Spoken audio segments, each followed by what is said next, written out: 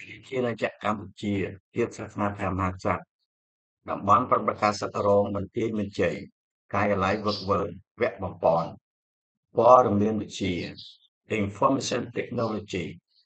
Microsoft Windows 11ធ្វើបច្ចុប្បន្នភាព Windows និង Microsoft Office 365មេរៀន Update Windows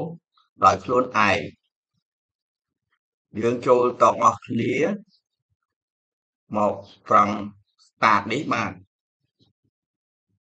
ទៅ start ទៅហើយយើងមករកពាក្យថា setting នេះដូចរថយន្តនេះចូលមក setting មកបាទដល់ setting ហើយយើងអត់មក update នៅត្រង់នេះទេកុំឲ្យច្រឡំយើងមក update នៅកន្លែងក្រោយ journal គេនេះ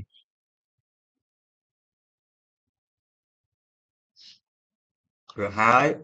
យើង update រហូតដល់ចេញសញ្ញាធីកនេះបាទសញ្ញាធីកបកបៃតងនេះគឺបានន័យថា Windows យើងប្រើដើរលឿនប្រើធម្មតា virus អត់ចូល hacker ក៏ hack អត់កើតដែរដោយសារយើង update នេះយើង check update ឲ្យវាទៅហើយនៅត្រង់ get the last update as soon as they available យើងត្រូវបើកវាធម្មតាវាឲ្យមកបិទចេះហើយត្រូវបើកវានឹងមកហើយបើយើងមក check for update បាទនេះកំពុងតែ checking update ហើយបាទសូមរងចាំ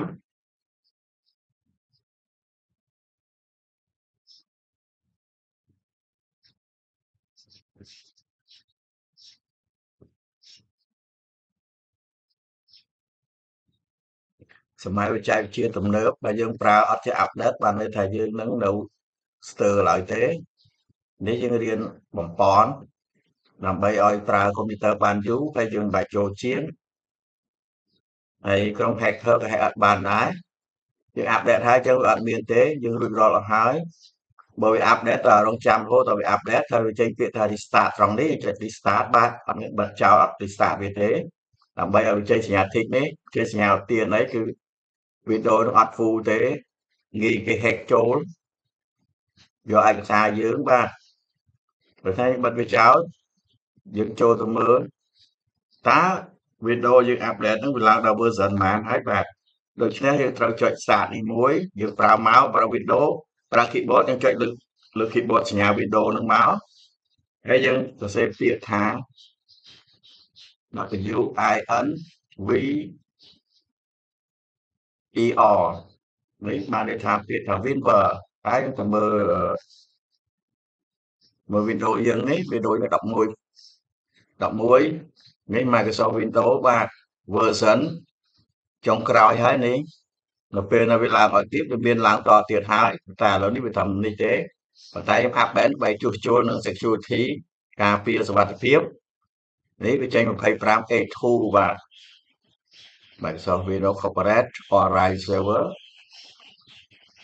Microsoft Windows 11 Pro បាទ Operating System យើងមើលអូខេហើយយើងត្រូវទៅ update Microsoft Office មួយទៀតបាទមិនយើង update បច្ចុប្បន្នភាពយើងធ្វើបច្ចុប្បន្នភាពឲ្យ Windows ឥឡូវនេះយើងធ្វើបច្ចុប្បន្នភាពឲ្យ Microsoft Office បើមិនចឹងទេយើងប្រើ Office ស្រួលទេដូច្នេះចូលទៅកម្មវិធី Word ក៏បាន Excel ក៏បានឥឡូវយើងចូលទៅ Excel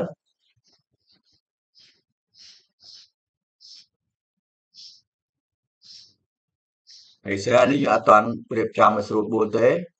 បើលើក្រោយយើងរៀនអំពីចូលទៅមិនបាច់ចូល Implement នេះចុចទៅចូលកម្មវិធី Excel តែម្ដងអញ្ចឹងកម្មវិធី Excel យើងចេញមកហើយយើងត្រូវចូល update ដល់វាយើងចូលមក file ហើយយើងអូសមកក្រោមរហូតមករកពាក្យថា account បាទពាក្យ account រួចហើយយើងអូសមកខាងស្ដាំដៃវិញយើងរកពាក្យថា update option នេះត្រង់នេះដែលខ្ញុំបង្ហាញនេះបាទទៅត្រង់ហើយយើងរកពាក្យថា update now ដូច្នេះបងប្អូនចុចត្រង់នឹងមកបាទនេះ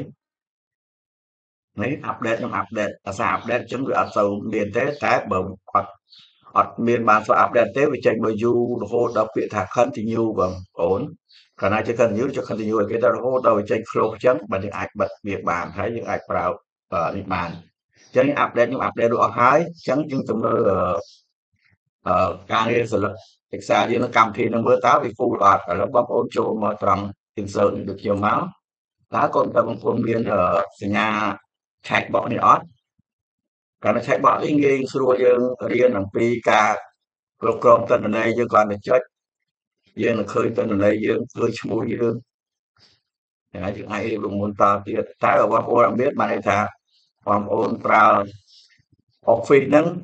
អត់ full ហើយអត់គ្រប់ឬ Office crack នេះគឺ Office របស់ខ្ញុំបងប្អូនចូលមើលម្ដងទៀតគឺ Office 365 Microsoft 365និយាយបាទហើយនៅសុខប្រតិមញ្ជ័យមានបងប្អូនណាចង់មកអាប់ដេតឲ្យ free នេះ full version បាទនេះស្ថិតតែទិញគេប៉ុន្តែខ្ញុំព្រីឲ្យបងប្អូនបាទដើម្បីឲ្យធ្វើការងារលឿនស្រួលហើយអានោះមានប្រយោជន៍ក្នុងប្រើ full យើងមាន insert យើងមាននេះនៅពេលណាយើងចង់សេកូដយើងចង់បង្កើត macro អីយើងពិបាកក្នុងការប្រើដូច្នេះបងប្អូនខ្ញុំចូលទៅយកកន្លែងយើងសរសេរ BPA ខ្ញុំមកចូលមកcustomer ribbon ខ្ញុំដាក់ background develop នេះកន្លែងដែលយើង save code កម្មវិធី program របស់ឯងបាទយ៉ាងណាមិញយើងចូលមក develop នេះមក developer យើងមក insert អញ្ចឹងវាមានទាំងអស់ចុះបងប្អូនអាចយក checkbox នេះយកមកប្រើការបានព្រោះហើយបងប្អូនអាចសរសេរ code បាននេះបងប្អូនអាចសរសេរ code នឹងបានបងប្អូនខ្លះអត់មានហ្នឹងទេដូច្នេះដល់ចូលមកអត់មានអត់បើសិនជាអត់ full ទេមានតែមួយកណ្ដាស់លើនេះទេមានកណ្ដាស់លើនេះកើតទេបងប្អូនក៏មានកណ្ដាស់ក្រោមនេះទៀតបាទយកប្រើបានបាទនេះខ្លះបានមែនប៉ុន្តែនៅក្នុងនេះអត់មាន checkbox ទេដូច្នេះMicrosoft 21 2021 2024នេះគឺអត់មានទេដោយសារអត់ full បាទនេះ Microsoft Office 365បាទยังមាននៅនឹងសិនទេចាប់មកទៀតខ្ញុំធ្វើមានបន្តឲ្យបងប្អូនដើម្បីយកទៅប្រើការបម្រើឲ្យសង្គមជាតិយើងបានលឿនរហ័សបាទសូមគោរពលាបាទ